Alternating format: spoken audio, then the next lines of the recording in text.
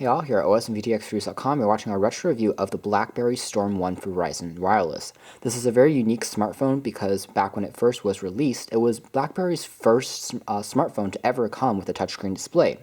In addition to being, again, the company's first touchscreen phone, it also was the first phone on the market to have a physical suspension system that basically makes the touchscreen a mechanical experience instead of something that's just touch-based and you can't really feel.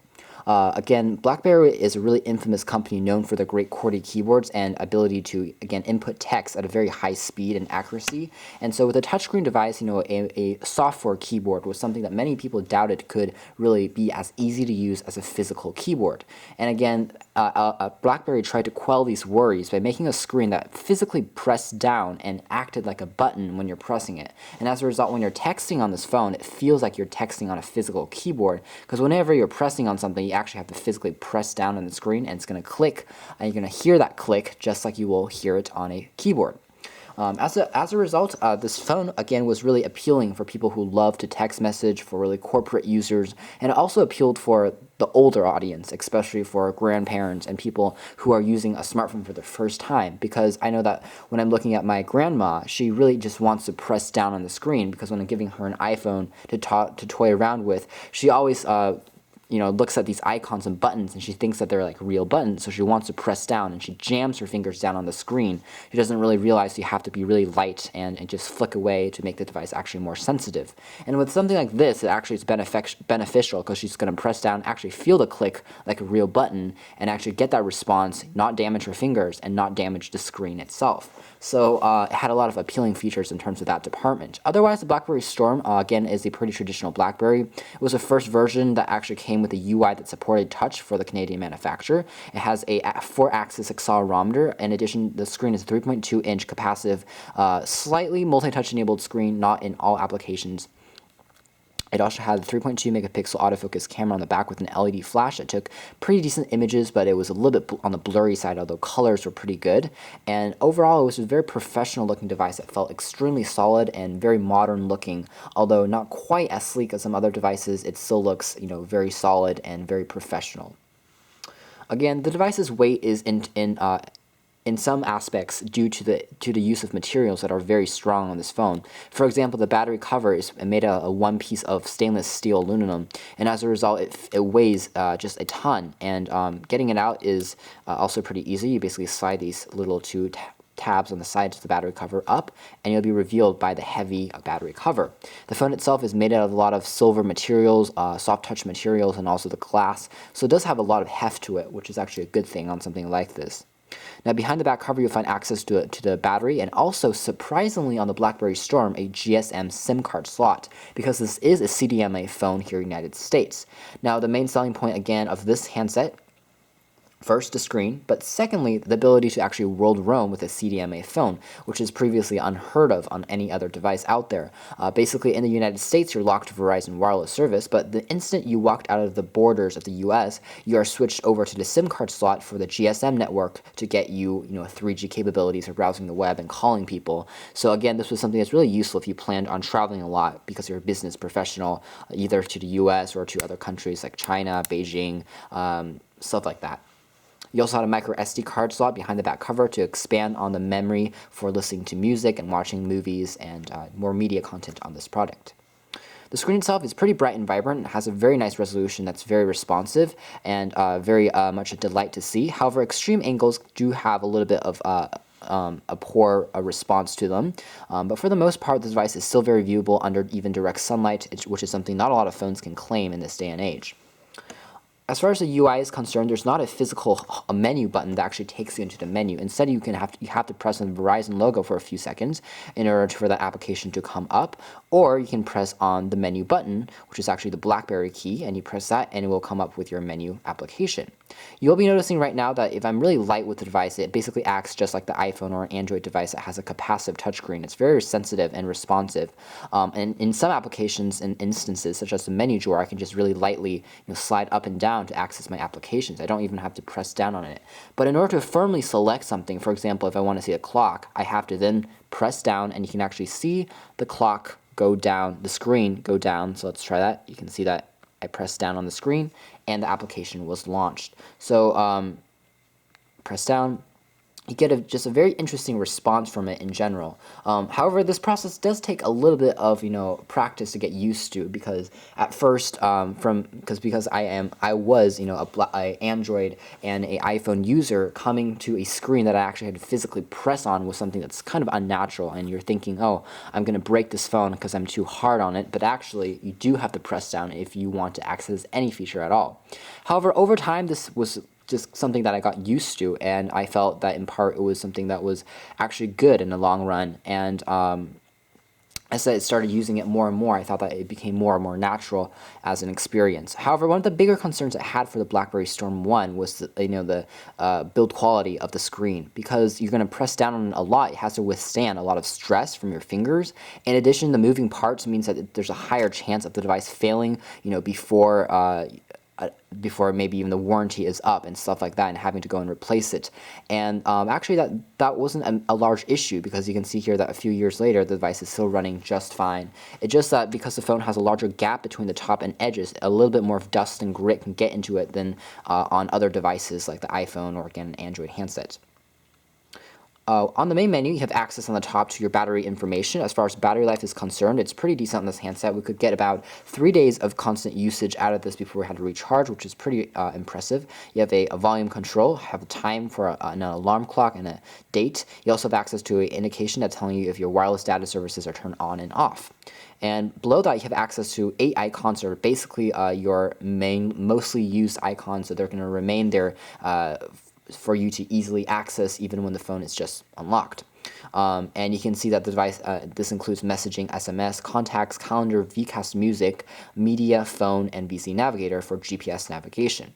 Below the touchscreen, you have access to 4 buttons that are very responsive. They correspond to the talk and end keys, doubles as the power button, the menu key, and also the back key. On the left-hand side of the device, we had access to a micro USB for charging it, a voice command key for accessing voice commands. On the top of the device, there is just your earpiece. And on the right-hand side of the phone, we have access to a 3.5mm headphone jack for listening to music, which is a great feature, a volume rocker, and a 2-stage shutter key for taking pictures, again, with the autofocus camera on the back. You have a pretty loud speaker on the bottom as well. So let's take a look also at the main menu now. You have a lot more options and selections.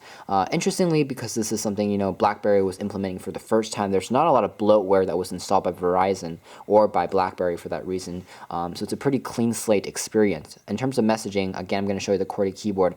The first experience that you're going to get is a short type keyboard that's very similar on the BlackBerry Pearl, where you have 2 buttons per key, and it also uses a software on here to automatically detect what words you're going to type. So it's going to type your words as you are actually typing it, so it actually saves you on time, but it's something that you need to get used to. For example, if I'm going to press test, I would just do T-E-S-T, and it's going to automatically recognize I'm writing test. I'm going to click on it, press down on the screen, and there you go. That's the messaging experience. Now, the better keyboard on here is to use the accelerometer and rotate the phone and access a full version. The buttons are really large and responsive, and you can see that the capacitive touchscreen is just super responsive overall. And I could press the up key and then press another button to make them capitalized, or the keys lowercase. But the interesting here is, again, here is the clickiness of this handset. I'm gonna take it close to the camera and show you. I'm typing, you can actually hear it. Again, you see the screen physically depress and move, which is something that's really, again, unique and interesting. Also, typing on it I felt a little bit faster over time, because I could get a handle on it, and I could actually feel how fast I was typing instead of just randomly guessing or pecking on a screen without any response, any haptic feedback. So, like, this is a test. I could type thus, or this is a test. And it's going to recognize I didn't spell that right, of this device. And I'm going to press space 2 times. It's going to automatically put in a period. So again, it's a very easy to use and responsive experience. Overall, typing was actually a joy. We felt it was a little bit better than traditional devices out there. And it's just something that, again, if you're interested in messaging and contacting and social media, it's something that's pretty valuable, and it's going to save you on time if you plan on using that feature a lot. Otherwise, all the other applications are fairly standard in terms of smartphone standards. You don't have a Wi-Fi chipset built in on the Storm 1, but again, you did have Bluetooth and that world roaming capability. There's SMS contacts. You have a calendar on here. Press down on calendar. You can see you can add events on there, and then press to full view, or press down, and then you can actually slide through them like so, and see your months and plan out your different vacations and tasks. VZ Navigator works pretty well as far as GPS signal goes. We've got to lock on a signal in under a minute, which is pretty responsive and fast, especially in outdoor conditions, and ideal conditions, that is. As far as call quality went, actually it was very, very surprisingly good. BlackBerry makes great phones, and you have to remember at the end of the day, a phone is supposed to be a phone. And as far as again, the microphone built in here, people said that they actually thought at times we were just talking on a land phone. So very, very good call quality service on this product. And again, of course, signal strength was always really strong. So we were never in an area where we dropped bars or couldn't find reception strength. As far as the dial pad goes, it's very large. Again, if you press it very lightly, it's not going to do anything, but I have to actually press down like so. And then I get a response, and I can actually call people, and I can look at their contacts list and navigate my respective features. The media application basically just merges together different videos, music, and different ringtones, pictures, and voice notes, which is just using the microphone to record video. Voice stuff, and there's songs. It can display the full cover art.